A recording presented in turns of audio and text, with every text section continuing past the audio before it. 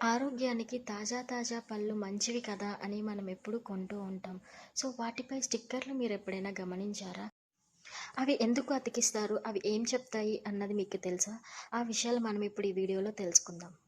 మనం ఆరోగ్యంగా ఉంటేనే జీవితం ఎప్పుడూ ముందుకు హ్యాపీగా సాగుతుంది. డైట్‌లో తాజా ఫ్రూట్స్ ఉండాలని మన న్యూట్రిషియన్స్ ఇంకా వైద్యులు చెప్తూ మన ఇంట్లో ఉన్న మన పెద్దలు కూడా అదే విషయం చెప్తూ ఉంటారు మనకి.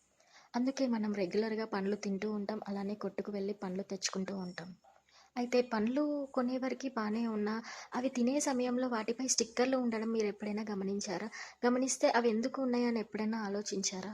అందుకే మనం కొనబోయే ముందు పండ్లకి స్టిక్కర్స్ ఉన్నాయా లేవా అన్నది చూసుకోవాలి.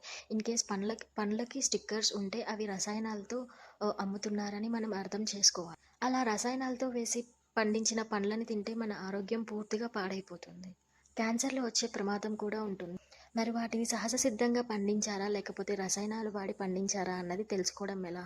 మనం కొనుగోలు చేసే పండ్లపై స్టిక్కర్ 3 లేదా 4 అంకెతో మొదలై 4 అంకెల నంబర్ సహజ సిద్ధమైన ఎరువుల సహాయంతో పండించారని అర్థం చేసుకోవాలి.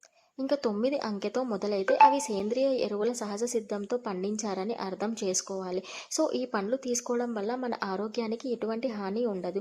అండ్ డాక్టర్స్ కూడా మనకి ఇలాంటి పండ్లనే తీసుకోమని సజెస్ట్ చేస్తారు.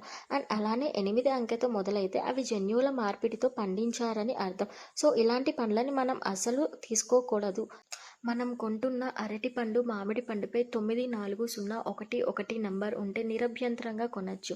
International federation of produce standards ఈ స్టిక్కర్లను అందిస్తుంది. ఇకపై పండ్లు కొనుగోలు చేయడానికి వెళ్తే ఈ విషయాన్ని దృష్టిలో మనతో పాటు మనకి తెలిసిన ఈ నాలెడ్జ్‌ని ఇతరులతో పాటు షేర్ చేసుకోండి. ఇతరులతో పంచుకొని మన షాపింగ్‌ను ఫలవంతం చేసుకుందాం.